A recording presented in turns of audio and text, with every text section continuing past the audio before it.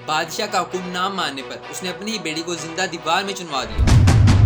किले के security guard का तो ये कहना है कि उसे रात में यहाँ चीखने और चिल्लाने की आवाजें सुनाई देती हैं। और शाही किला जाने वाले बहुत से लोगों ने तो ये तक कह दिया है कि उन्हें सफेद कपड़ों में एक औरत दिखाई दी।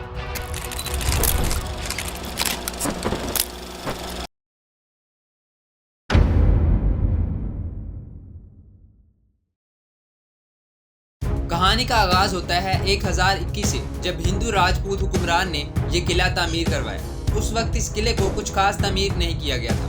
13वीं सेंचुरी में दिल्ली की जो सल्तनत थी, उन्होंने इस किले को दोबारा से तामीर करवाया। और इससे पहले इस किले पर गजनवीज का राज था।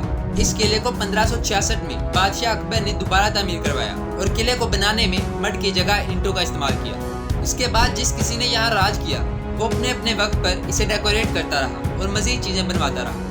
ये किला 49 एकड़ पर फैला हुआ है, जिसकी लेंथ 1400 फीट है और विड्थ 1115 फीट। और इस किले को खास तौर पर शाही खानदान के लिए बनाया गया था। यही वजह है कि इसे शाही किला कहा जाता है। ये किला पूरे इंडियन सब कॉन्टिनेंट में रहने वाले लोगों की तारीख का एक अहम हिस्सा है। इस किले ने बड़े से बड़े एम्पायर्स बनते और उलटते देखे हैं। इस किले को हॉन्टेड क्यों कहा जाता है, इस पर भी आएंगे, लेकिन पहले इसका थोड़ा सा स्ट्रक्चर देख लेते हैं। ये किला फोर्ट रोड पर वाल्ड सिटी ऑफ लाहौर के बिल्कुल साथ है और बादशाही मस्जिद के बिल्कुल सामने। बादशाही मस्जिद की एंट्रेंस के लेफ्ट साइड पर सर सिकंदर हयात खान का मकबरा है, जो आज़ाद कश्मीर के एक पॉलिटिशियन थे और 2 दफ़ा वहाँ प्राइम मिनिस्टर भी रह चुके हैं। और इस राइट साइड पर इल्लामा इकबाल का मकबरा है, जो पाकिस्तान के कौमी शायर, एक पॉलिटिशियन और फिलोसफर हैं। और इन दोनों मकबरों के दरमियान एक गार्डन है जिसे हजूरी बाग कहते हैं। और इस बाग के बिल्कुल सामने शाही किला की फ्रंट वॉल है और यहीं पर शाही किला की एंट्रेंस के लिए एक बहुत बड़ा गेट है, जिसे आलमगीरी गेट कहते हैं। ये दरवाज़ा मुगल बादशाह औरंगजेब के ज़माने में बनाया गया था और यही दरवाज़ा शाही किला की मेन एंट्रेंस के तौर पर इस्तेमाल होता था। ये गेट क्रॉस करते ही राइट साइड पर हॉर्सेस पार्क है और लेफ्ट साइड पर शीश महल, जिसे शाहजहां ने सफेद एम्पायर फतह करने की खुशी में बनवाया था।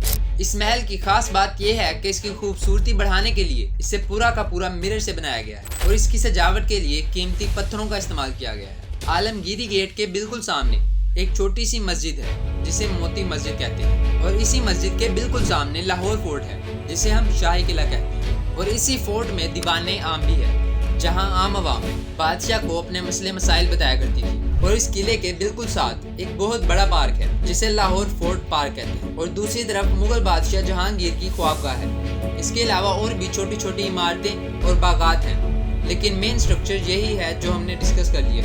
और इसके अलावा एक दीवाने खास है, जो जहांगीर बादशाह की ख्वाबगाह की पिछली साइड पर है। यहाँ ज्यादातर एलीट क्लास के लोग बैठकर मीटिंग किया करते थे। शाहजहां, जो मुगल एम्पायर के सबसे हैंडसम बादशाह थे, उनके बेटे औरंगजेब ने अपनी पहली शादी दिलरस बानो के साथ की और इनकी सबसे बड़ी बेटी का नाम था ज़ैबुन्निसा, जिन्हें पोइट्री का बहुत शौक था। और ये बात उनके वालिद औरंगजेब को बिल्कुल पसंद नहीं थी और इसीलिए उन्होंने अपनी ही बेटी को कैद में डाल दिया। ज़ैबुन्निसा ने अपनी ज़िंदगी के आखिरी दिन शीश महल में गुजारे। इसीलिए लोग ये समझते हैं कि ज़ैबुन्निसा की रूह अभी भी वहाँ पर आहिस्ता आवाज़ में शेर व शायरी करती रहती है। लेकिन ये इस किले से जुड़ा इकलौता ऐसा किस्सा नहीं है, बल्कि और भी बहुत से किस्से और कहानियां हैं जो इस किले से जोड़ी जाती हैं। जैसा कि एक लड़की को एक बादशाह ने जिंदा दीवार में चुनवा दिया था। अब ये लड़की कौन थी, इसका कुछ पता नहीं। कुछ लोग कहते हैं कि ये बादशाह की बीवी थी, जबकि कुछ का कहना है कि ये बादशाह की बेटी थी। ये लड़की इस किले में क्राइंग वुमेन के नाम से मशहूर है, क्योंकि जब इस लड़की को जिंदा दीवार में चुनवाया जा रहा था, ये जोर जोर से चीख रही थी और जिंदगी की भीख मांग रही थी। लेकिन बादशाह ने इसकी चीखें अनसुनी कर दी और तब से ही उस लड़की की रूह हर रात को उस किले में जोर जोर से रोती। और ये कुछ ऐसी स्टोरीज हैं जिन पर बहुत ज्यादा लोग यकीन करते हैं, लेकिन इन सब का रियलिटी से कोई ताल्लुक नहीं, क्योंकि आज तक इस कहानियों और किस्सों का कोई आई विटनेस नहीं है। अगर ये कहानियाँ लोगों के दरमियान इतनी फेमस हैं तो इसका कोई सबूत भी होना चाहिए, लेकिन है नहीं। और ये सब पाकिस्तान में एजुकेशन की कमी की वजह से हो रहा है। एजुकेशन की कमी पाकिस्तान की सबसे बड़ी प्रॉब्लम है और इसके बारे में मजीद जानने के लिए आप मेरी ये वीडियो देख सकते हैं। डिस्क्रिप्शन में इसका लिंक मिल जाएगी। हमें ये तो पता है कि ये हॉन्टेड स्टोरीज बिल्कुल फेक हैं, लेकिन इन कहानियों का इतना पॉपुलर होने के पीछे आखिर रीजंस क्या हैं? इन किस्से और कहानियों का इतना पॉपुलर होने के पीछे सबसे बड़ा रीजन है पावर ऑफ सजेशन। अब ये क्या है इसे समझते हैं।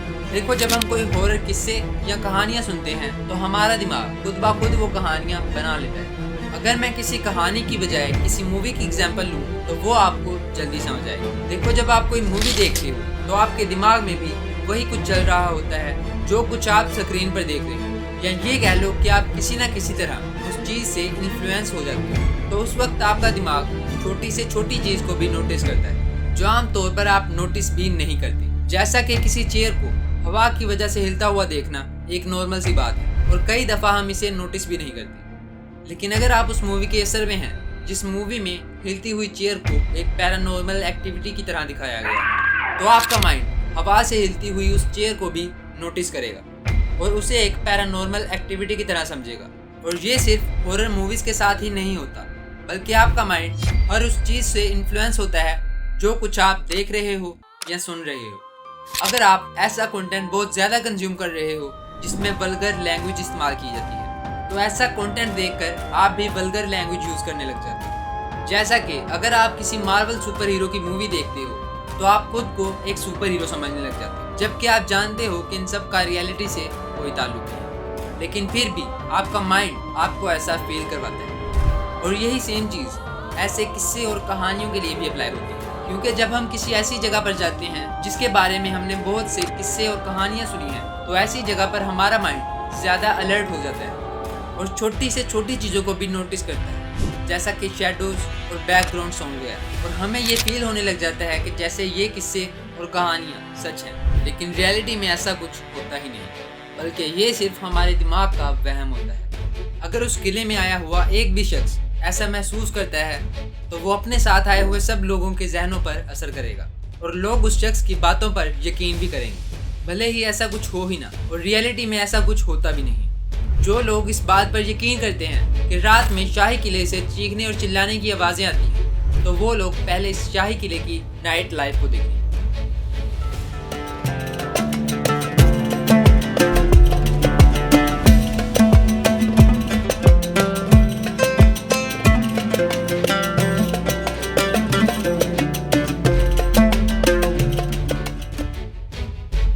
अगर इन किस्से और कहानियों में कुछ सच होता तो हर रोज़ शाही किला में बहुत सारे लोग जाते हैं, लेकिन आज तक इन बातों का कोई आई विटनेस नहीं है। और अगर आप वीडियो में यहाँ तक पहुँच गए हैं तो आपको ये पता चल गया होगा कि ये सब इंसान की अपनी इमेजिनेशंस और बड़ों की कही हुई बातें हैं, जबकि रियलिटी सबके सामने है। लेकिन एक बात इस किले के बारे में बिल्कुल सच है कि इस किले में बहुत सी खुफिया सुरंगें और तहखाने हैं जो आज की डेट तक डिस्कवर हो रहे हैं।